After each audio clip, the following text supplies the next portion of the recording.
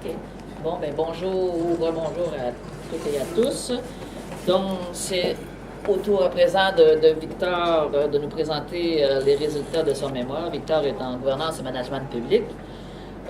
Comme membre du jury, j'ai par visioconférence le professeur Jean-François Savard, qui est professeur à l'École nationale d'administration publique et qui est en sabbatique pour des recherches en Suisse. C'est le professeur Delaware, qui est professeur associé ici depuis plusieurs années et qui est professeur aussi à l'Académie arabe des sciences et des technologies. Donc, Victor, comme pour les autres, n'est-ce pas?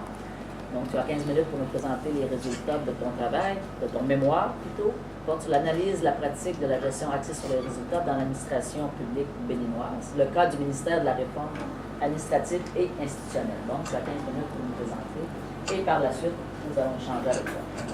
Merci, madame. Bonjour tout le monde. Honorable messieurs les membres du jury, madame la présidente du jury, nous vous remercions de l'opportunité pour nous ce jour de présenter les résultats de notre travail de recherche dont le thème porte sur analyse de la pratique de la gestion axée sur les résultats dans l'administration publique béninoise à partir du cadre du ministère de la Réforme administrative et institutionnelle. Notre exposé s'articulera autour de 7 grands points dont voici le plan. En guise d'introduction, madame la présidente du jury, honorables messieurs les membres du jury, face aux défis de plus en plus croissants qui se posent aux pays du Nord comme ceux du Sud, la recherche de l'efficacité de l'action gouvernementale est devenue fondamentale et c'est ce qui justifie la tendance actuelle d'uniformisation et d'universalisation des outils de gestion dont la nouvelle gestion publique et la gestion assise sur les résultats. Si la nouvelle gestion publique prescrit le transfert des méthodes de gestion du secteur privé dans le secteur public, la gestion axée sur les résultats en est un mode opérationnel inhérent à toute gouvernance publique qui opte pour l'offre des services de qualité et pour l'optimisation des ressources publiques. Conscient de la contre-performance de son secteur public, le Bénin a entrepris dès février 1990 une vaste série de réformes administratives. À l'issue de la déclaration de Paris sur l'efficacité de l'aide au développement, le 2 mars 2005, et sous l'impulsion des partenaires techniques et financiers, le Bénin a adopté la gestion axée sur les résultats, mais cependant comme une conditionnalité de l'aide extérieure. Ainsi, à travers une stratégie dont le ministère de la Réforme administrative et institutionnelle assurera la coordination, l'induction de la garde dans le secteur public béninois tient beaucoup plus des exigences extérieures de l'aide plutôt que de sa mission initiale qui est de viser l'objectif de performance avec pour indicateur final la satisfaction des besoins des citoyens. C'est justement cette problématique ainsi libellée qui sous-tend la question principale de cette recherche, à savoir quelles sont les conditions nécessaires à la bonne applicabilité de la garde dans l'administration publique béninoise et notamment au ministère de la Réforme administrative et institutionnelle. Cette interrogation se décline en 2 sous-questions.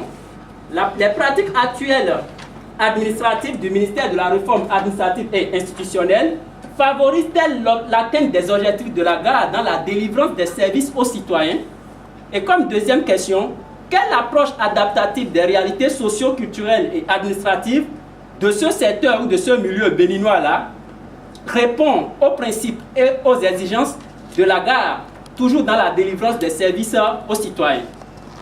À cet effet, notre étude vise comme objectif général de montrer comment l'administration publique béninoise, et notamment comment le ministère de la Réforme administrative institutionnelle peut faire de l'outil de la garde un outil de performance au-delà, sinon au profit donc de cette imposition des partenaires techniques et financiers.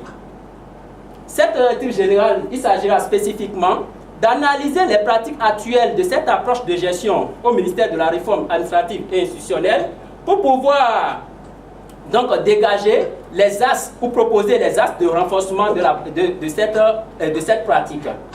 Madame la présidente du jury, honorable membre du jury, face à ces questions et à ces objectifs que nous avons formulés, notre étude a avancé 2 propositions de recherche, sinon 2 hypothèses. Le déficit de participation de tous les acteurs concernés affecte l'atteinte des objectifs de la gare dans la délivrance des services aux citoyens. La prise en compte des réalités socio-culturelles et administratives du Bénin et du ministère de la Réforme administrative et institutionnelle dans la mise en œuvre de la gare permet de lever le défi de performance des secteurs des services publics. Madame la présidente de jury, honorable membre de jury, pour pouvoir répondre à ces hypothèses, passer à la vérification de ces hypothèses, il est important de circonscrire les concepts autour de la gestion axée sur les résultats, qui est d'ailleurs une approche nouvelle, même si ça a commencé depuis les années 90.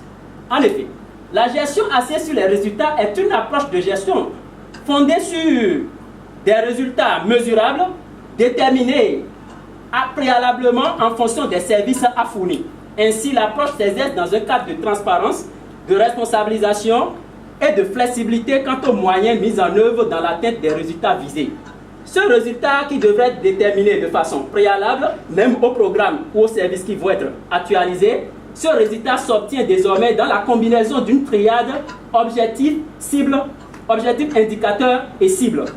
Ainsi, la mise en œuvre d'un programme à travers la gare suit un certain nombre d'étapes.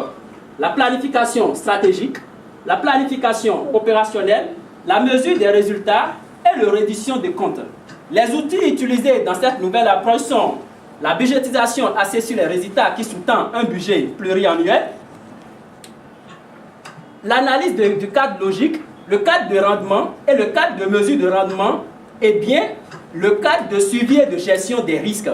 Madame la présidente, honorable membre de jury, si nous avons circonscrit les concepts autour de l'approche gare, il nous revient maintenant de présenter la méthodologie qui nous a permis d'aborder cette étude. En effet, Madame la présidente, honorable membre de jury, cette étude est une étude dans une approche qualitative, basée sur une recherche non expérimentale, une recherche basée sur l'étude du terrain. Ce milieu de terrain n'est que le ministère de la Réforme administrative et institutionnelle dont nous avons fait cas d'études. Alors la population d'études se définit comme l'ensemble des agents de ce ministère. Et comme nous avons un temps restreint et que nous voulons aussi pouvoir compter sur les informations, la pertinence des informations que nous avons recueillies, nous avons essayé d'élaborer un échantillon de convenance. Cet échantillon de convenance a pour taille 27 agents de ce ministère. Comment nous avons élaboré ça? Nous avons élaboré en tenant compte des profils de directeurs de la programmation, directeur des programmes de la réforme institutionnelle de ce ministère, le directeur de la programmation de prospective, ce ministère ayant 5 directions centrales. Nous avons visé les autorités des directions, à savoir les chefs de division, les chefs de service, pour pouvoir être sûr que nous pouvons recueillir des données pertinentes. Les instruments qui ont permis de recueillir ces données sont l'observation directe et l'observation documentaire. Cette observation directe a été faite pendant que nous étions détachés par notre cabinet avant d'arriver ici à cette formation pour faire des interventions dans le ministère administratif, dans ce ministère MRAI. L'observation documentaire nous a permis d'approcher les documents administratifs, le document de l'OCDE, le document cadre mis en place par ce ministère pour accompagner les autres ministères dans la mise en place de la nouvelle stratégie, la gestion axée sur les résultats. Parce que j'avais dit que c'est ce ministère qui coordonne la stratégie mise en place au plan national. Donc ces documents nous ont permis donc d'avoir les données. Mais nous avons également réalisé des entrevues. Et sur ces 7 entrevues prévues, nous avons pu réaliser 16 entrevues qui nous ont permis de colliger des données de différentes natures.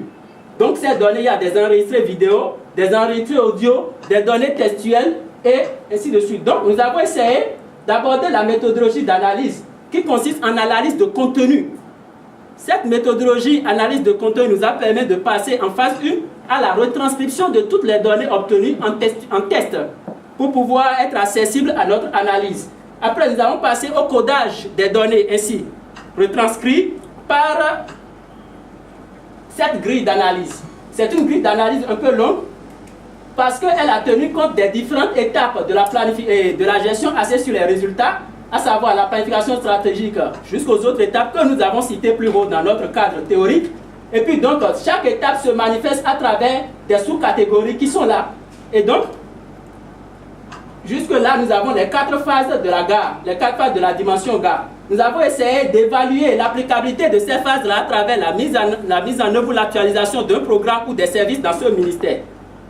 Nous avons aussi évalué la maîtrise de l'application des autres outils de la gare, à savoir la barre, la ciel, l'analyse de cadre logique, cadre de mesure de rendement et jusqu'au cadre de suivi de gestion des risques. Nous avons essayé d'évaluer aussi la condition de mise en œuvre de la gare. La gare est un changement de culture, une culture vers, donc une culture de résultats qui n'existait pas dans ce milieu administratif. Nous avons essayé de voir est-ce qu'il y avait une condition de mise en œuvre de la gare avant que l'on implante cette approche-là dans ce milieu administratif.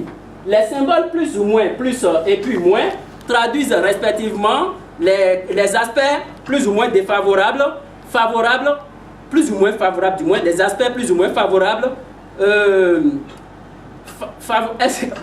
bonnement favorables et défavorables. Ce qui nous a permis alors d'avoir nos résultats. Madame la présidente du jury, honorable membre du jury, quels sont les résultats auxquels nous sommes aboutis? Ce premier résultat